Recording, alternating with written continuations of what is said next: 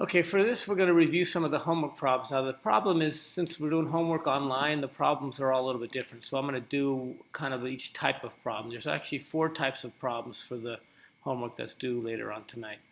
The first is finding the nature of the solution. So what we'll do is basically, once we know that the problem is in this form here, then we can figure out what A, B, and C are. So for this problem, we would say that A equals -1, because that's what's in front of the x squared. B equals 18, and C equals -21. And then we're going to go and basically what happens is this, we put A, B, and C into this part of the problem right here, which is called the discriminant. That's all we're really concerned with. So for this problem, b squared minus 4ac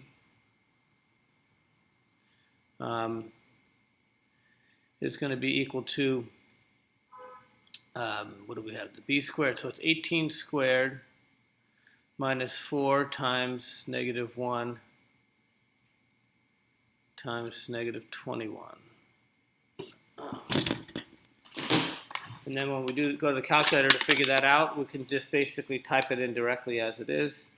18 squared minus 4 times -1 times -21 equals 240. So this answer will be positive 240. And I look at 240 and ask myself, is that a perfect square? So I go to the calculator and take the square root of that.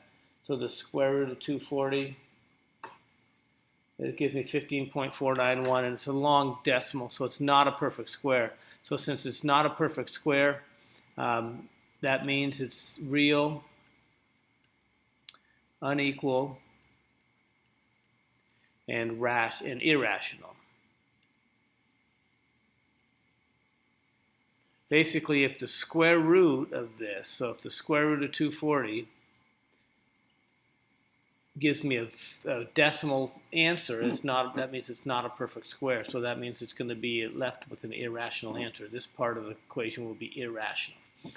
So that's what we have. And unequal because there's going to be 2 numbers. The only time it's going to be equal is when b squared minus 4ac equals 0.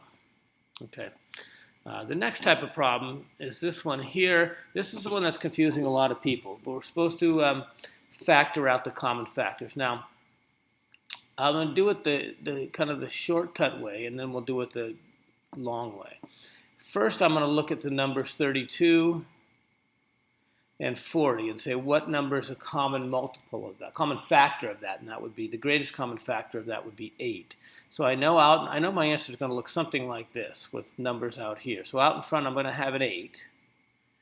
And then I look at the variables and I say, okay, y's, there's y's here, there's no y's over here, so I can't take any out. The only way to take numbers out in front is if they're common to both terms, this term and this term. There's no x's here, so I can't take any x's out.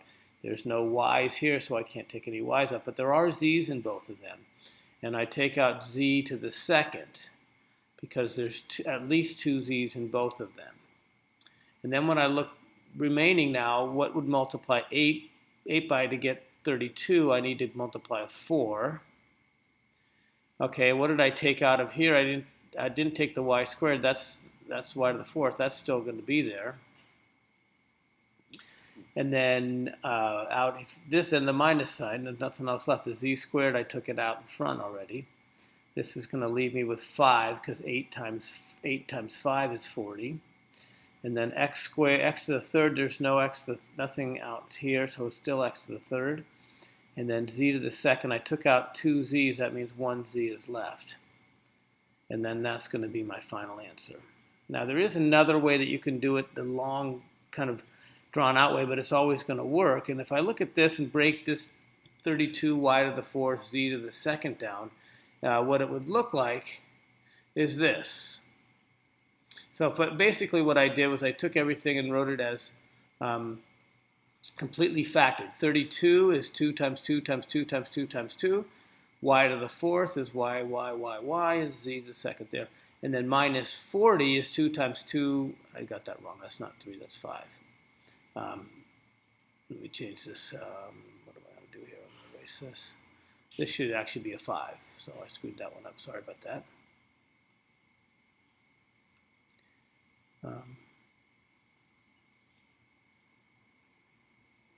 There we go. That's better.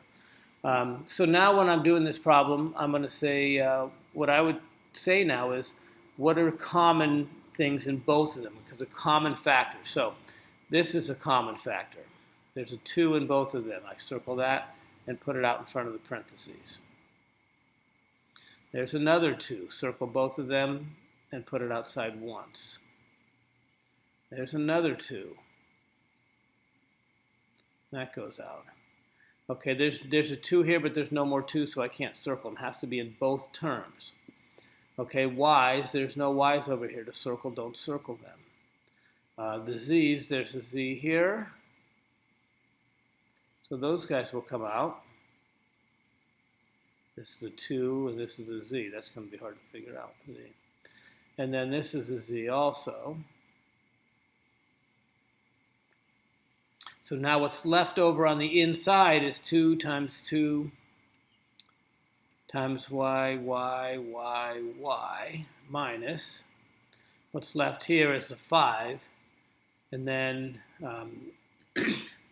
x, z. And when I simplify that, this is 2 times 2 times 2, that's 8, z to the second. 2 times 2 is 4, y to the fourth, minus 5, x to the third, z. And that's the same thing we have up here. It's the same answer for both of them. So either way, eventually you're probably going to want to just do it by inspection and take things out. This is the mathematical way what really is happening, because these are all the factors broken down to prime factors of all this. This is broken down to prime factors for the second term. I take out the common ones and put them in front right here. Okay, the next problem, this is something we haven't worked on a whole lot, but the concept is really interesting. We have basically 3 things multiplied together. I can look at this as this is one thing right here. This whole thing in parentheses is another thing. And this whole thing's in parentheses is another thing. There's 3 things multiplied to equal 0. And the only way that's true is if one of them is 0. It doesn't matter which one. So what I do is I write 3 equations. One where negative 3x equals 0. This one, x squared minus 16 equals 0. And then x squared plus 9 equals 0. So in solve now, I just solve each one separately, and those are my solutions. So when I solve this one here, I'm going to divide both sides by negative 3, divide by negative 3. This cancels, and I get x still 0 divided by anything is 0, so x equals 0. That's one solution. This one here, there's a couple of ways to do this. One way would be to add 16 to both sides. So x squared equals 16, and a lot of people will just say that means x equals 4. But remember, because we take the square root of both sides, when I take the square root of this, I take the square root of this, but I need to do plus or minus. That was supposed to be 16 there.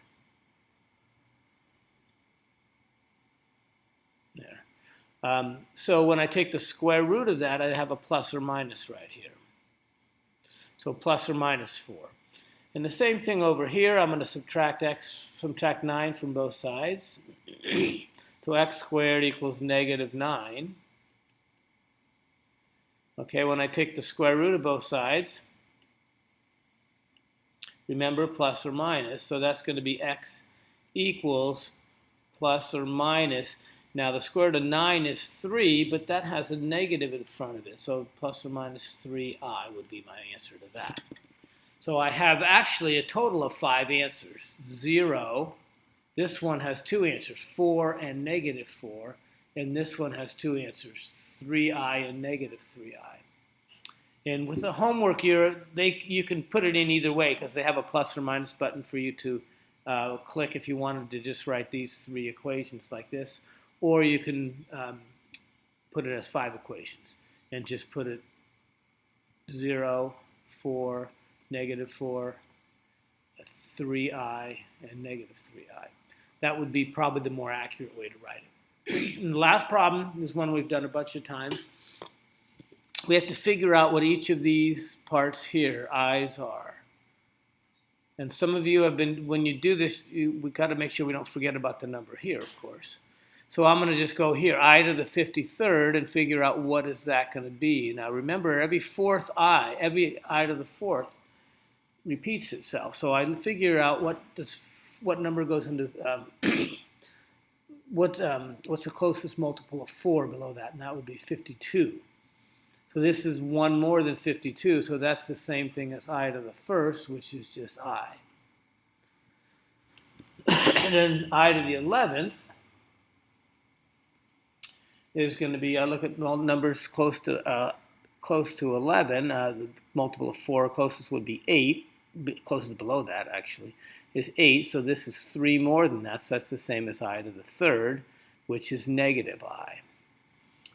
And then I to the 26, the closest thing below 26 would be 24, this is 2 more, that's the same as I to the second, because 24 plus 2 is 26, and that's going to be -1.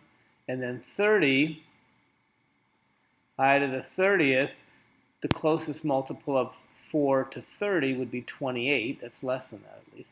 28, and this is 2 more than 28, so it's the same as I to the second, which is also -1. So what I'm going to do now is I'm going to rewrite this as 2 times, instead of writing I to the 53rd, I'm going to put what it's equal to. 2 times I minus 6 times I to the 11th is -I times -I. Plus 12 times I to the 26 is -1. Minus 2 times I to the 30th, which is also -1. So this becomes 2i. Negative times a negative is positive, plus 6i, minus 12, and then negative times a negative is positive, plus 2. So that becomes, I add these guys together first, and that becomes -10, and these guys become plus 8i. And that would be my final solution to that one. Hopefully this helps a little bit.